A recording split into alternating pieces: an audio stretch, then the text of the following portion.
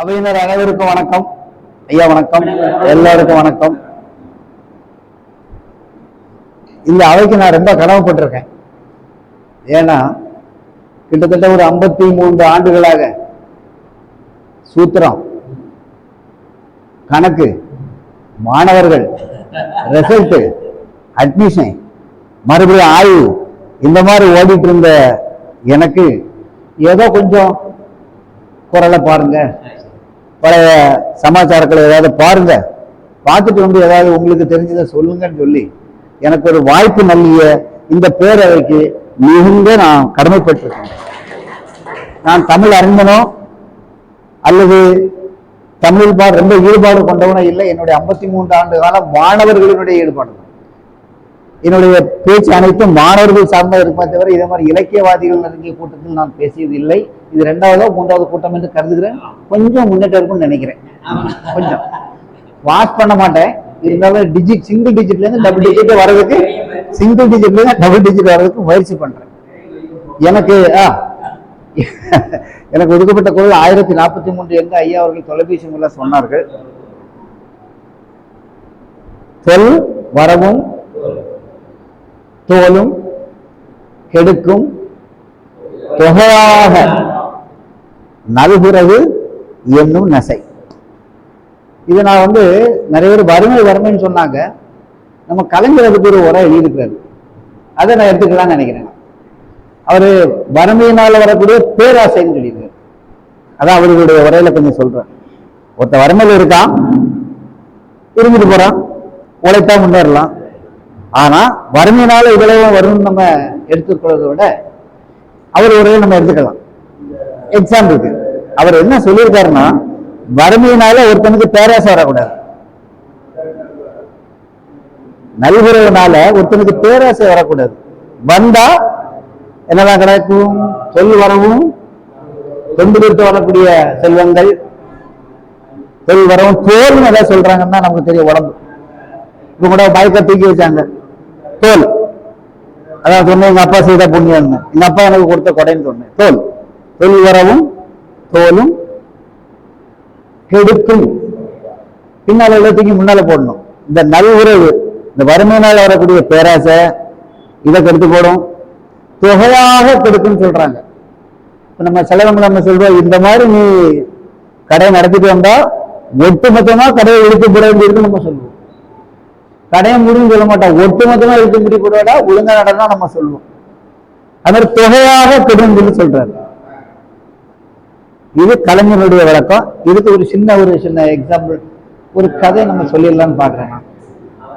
ஏன்னா அந்த புதுமை பித்தனுக்கு இந்த ஒரு புலவருக்கு நம்ம ஒரு சின்ன நினைவு கொண்டு விட அவ்வளவு. அவர் கதையை ஒன்றும் சொல்லி இதுக்கு தொடர்படுத்திக்கிற அவ்வளவு. ஒரு பலசரி கடை, அது அந்த கதைக்கு பேரு இயந்திர மனிதன். மிகவும் பேர் பெற்ற ஒரு கதை. 50-60 ஆண்டுகளுக்கு முன்பாக புதுமை பித்தன் எழுதிய ஒரு கதை. அதுக்கு இந்த குரலுக்கும் ஒரு முடிச்சை போட்டு விட்டலான்னு பாக்குறேன். ஏன்னா இதுக்கு ஒரு 5 நிமிஷம் நேரம் போனோம்ல, கதை சுருக்கமா பேரு. இயந்திர மனிதன் கதையில ஒரு பலசரக்கு கடை, அதுல ஒரு ஆள் வேலை பார்க்கிறாரு. வறுமையில விளைந்தவர், இதே மாதிரி பரம்பரையா வசதியா வாழ்ந்தவர், ஆனா வறுமையில இருக்கார். அந்த பலசர கடையில வேலை பார்க்கிறாரு. ஆளினால் அழகுராஜா அவரு தான் அந்த பலசர கடையில. நான் சுருக்கமா சொல்லிடுறேன், நம்ம ஓரமா அவர் எழுதியிருக்கிறாரு, நம்ம சுருக்கமா. அவருக்கு கூட வேலை பார்த்தவங்க எல்லாம் தனியா போய் கடை ஆரம்பிச்சுட்டாங்க. ஆனா அவருக்கு அதை பத்தி சிந்தனை இல்லை. உள்ளுக்குள்ள ஒரு சின்ன டாட் இருந்துட்டு, நமக்கும் ஒரு பிசினஸ் ஆரம்பிக்கலாமே, ஏன் நம்ம இப்படி வறுமையில இருந்துட்டு இருக்காரு, எந்த முன்னேற்றமும் இல்லை. 30 ஆண்டுகளாக அந்த கடையில பணியாற்றி இருக்காரு. 30 ஆண்டுகளாக அவருடைய ஓனருடைய நிலைமை எங்கேயோ போயிட்டு, அவர் கடைக்கே வர்றதில்லை. இவருதான் ஆளுநாள், அதாவது ஆளுநாள் அழகராஜா கடையை திறக்க வேண்டியது. கடையை தவிர அவர் எதுவுமே தெரியாது. ஈவினிங்ல கல்லால இருந்து அவ்வளவு காசையும் எடுத்துக்கொண்டு அவர்கிட்ட கொடுக்க வேண்டியது. இவருக்கு திடீர்னு ஒரு யோசனை தோணுது. அந்த காலத்துல எல்லாம், அவர் எழுதக்கூடிய காலத்துல எல்லாம் சிலவங்க எல்லாரும் சம்பாதிப்பாங்க. இந்த கதை தூத்துக்குடி அந்த ஏரியாவில் நடக்கக்கூடிய கதை, அப்படி சொல்றாரு அவர். சிலவங்க போய் எல்லாரும் சம்பாதிச்சிருவாங்க. தூத்துக்குடி போய் தனுஷ்கோடி போய் அங்கிருந்து சிலவங்க போயிடலாம். முன்ன இப்ப மாதிரிலாம் கஷ்டங்கள்லாம் ஒன்றும் கிடையாது அந்த காலத்துல. ஏன்னா எங்க அப்பாவும் சிலவங்க தான் இருந்திருக்காரு. ரொம்ப ஈஸி, போறது ரொம்ப ஈஸி. அப்ப அதே மாதிரி நம்ம போயிட்டா என்ன, சிலவங்களுக்கு போயிட்டா என்ன, போகிறதுக்கு பணம் வேணும். அப்ப என்ன ஆகுது, பணத்திலே பிறகுதாரா ஒரு சின்ன ஒரு ஆசை வருது. பணத்தை எடுத்துட்டு அப்படி நம்ம பேர்ல பேராசை வருது. வறுமையில இருக்கு, பேராசை வருது. இந்த பணத்தை எடுத்து நம்ம எல்லாரும் நம்ம போயிடலாமா, ராத்திரி கடையை போட்டுட்டியா, முதலாளி வீட்டுக்கு கொண்டு காசு கொடுக்கணும், நம்மளே கொண்டு போயிடலாமே, அப்படி சிலவனுக்கு போய் பெரிய ஆள் ஆயிடலாமான்னு ஒரு எண்ணம் வருது. ஏன்னா அந்த நேரத்தில் இன்னொரு ஆள் கடைக்கு வராரு, கடை சாத்த நேரத்தில் வராரு, கடை வாங்க வராரு.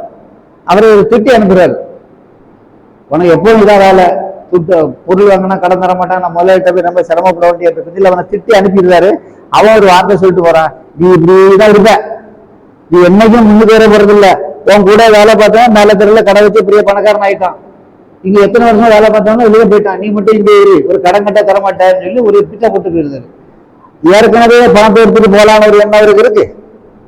இப்ப இவரு வேற ஒரு பிச்சை போட்டு போயிட்டாரா, நேர முடிவு பண்ணிட்டான், பணத்தை பூரா எடுத்தான், பைக்ல வச்சான், கடையை போட்டுனா, சாவியும் கொண்டுட்டு நேர ரயில்வே ஸ்டேஷன் போயிட்டான். ரயில்வே ஸ்டேஷன் போய் அங்க ஒரு போலீஸ்காரர் வர்றாரு. இப்ப யாரை எதிர்பார்க்க கூடாது, அவர் போலீஸ்காரர் வரும் பயம்.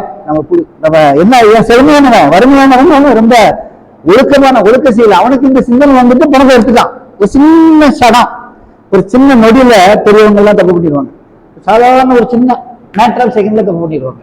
அந்த மாதிரி பணத்தை எடுத்து வெளியில ரயில்வே ஸ்டேஷன் வந்துட்டா, போலீஸ்காரர் பாக்குறாரு, என்ன மீனாட்சி பிள்ளை இங்க காணுது, வீட்டுக்கு போலையா, போன ஐயா அவர் ரயில்வே அவர் ஆள் வர்றாரு பார்க்க போறேன், அவரை சமாளிச்சுட்டா, சரி போன அடுத்த ட்ரெயின்ல நான் வரேன்னு அவரு போயிட்டாரு. ட்ரெயின் ஏறக்கூடிய நேரத்துல அவனுக்கு ஒரு எண்ணம் தோணுது, நம்ம என்ன பண்ண போறோம், இந்த குரல் ஞாபகம் வருதுன்னு நினைக்கிறேன், நம்ம என்ன பண்ண பேராசை வந்து நம்ம என்ன பண்ண போறோம் அந்த கருத்து சிலோன்ல போய் வியாபாரம் பண்ண போறோம், பொருள் நமக்கு கிடைக்க போகுது. ஆனா நம்ம குடும்பம், நம்ம ஒய்ஃப், நம்முடைய குழந்தைகள் என்ன சொல்லி ஒரு கணம் சிந்திக்கிறான். அதாவது மனிதன் கெட்டு போயிருக்கும் ஒரு சனம் தான் தேவை, ஒரு மனிதன் நல்லவனவனுக்கும் ஒரு சனம் தான் தேவை. டக்குன்னு தன்னுடைய முடிவை ட்ரெயின்ல ஏறிட்டான், டிக்கெட் எடுத்து ட்ரெயின்ல ஏறிட்டான், டீட்டெயில் டிக்கெட் கூடிய கதையெல்லாம் இருக்கு, வேண்டாம், டிக்கெட் எடுத்து ட்ரெயின்ல ஏறணும் கூட ஒரு சடம் ட்ரெயின் 2 நிமிஷம் நிற்கக்கூடிய நேரத்தில் அவனுக்கு அதை சிந்தனை வந்துருது. டக்குன்னு ட்ரெயின் ஓட்டி இறங்கினா, வேண்டாம் தப்பு, நம்ம குழந்தைகள் வந்துட்டான், ட்ரெயின்ல ஏறி வரட்டி இறங்கிட்டான், ஏன்னா நேரம் இறங்கிட்டான், ஐயா இருக்காங்க, இறங்கிட்டான், நேர பணத்தோட போறான், முதல்ல பாக்குறான். அவர் கேட்கிறாரு, ஏன்டா வழக்கமா நீ 9 மணிக்கு, உதாரணத்துக்கு சொல்றேன், வழக்கமா இந்த நேரத்துக்கு வந்துருவீங்க, இது இவ்வளவு நேரம் தாமதம் வந்திருக்கு என்னன்னு கேட்டான். இல்ல முதல்ல கடை சாத்துறதுக்காக நேரம் ஆயிட்டு சொல்லி தன்னுடைய பணத்தை கொடுத்துட்டு, அவனுக்கு நேர்மையா பாருங்க, ட்ரெயின் டிக்கெட்டு ஏதோ பணம் வச்சு ஒரு 10 ரூபான்னு உதாரணத்துக்கு வச்சுக்கிடுவோமே, முதல்ல இவ்வளவு கலெக்ஷனா இருக்கு, ஏன் கணக்குல ஒரு 10 ரூபா இருக்குது, ஏன்னா 10 ரூபா அதுல தான் இருக்கிறதா, அவருடைய வியாபாரத்துல இருந்து அந்த 10 ரூபாய் டிக்கெட் எதுவும் கிடையாது, என்னுடைய கணக்குல அந்த 10 ரூபாய் வர வச்சுக்கிடுங்க, நான் எனக்கு கொஞ்சம் செலவு வந்துட்டு, என்னடா உனக்கு செலவு, இல்லை ஒரு செலவு வந்துட்டு, சொல்ல செலவு வந்துட்டு வைத்துக் கொள்ளுங்க, அப்படியே வெளியில போறான். எனக்கு குரல் 1043 ஞாபகம் வந்திருக்குன்னு நினைக்கிறேன், இல்லாட்டி எல்லாம் செய்ய முடியுமா, இந்த குரல் வந்து திரும்பிருக்குன்னு நினைக்கிறேன், அந்த குரல் அவருக்கு ஞாபகம் வந்திருக்கு, அந்த புதுமை பித்தருக்கு நினைவு வந்திருக்குன்னு நினைக்கிறேன். அந்த கதை ரொம்ப, அதாவது 50 ஆண்டுகளாக அந்த கதையை நீங்க படிச்சு பாருங்க, அந்த புத்தகத்தை கீழே வைக்க முடியாது.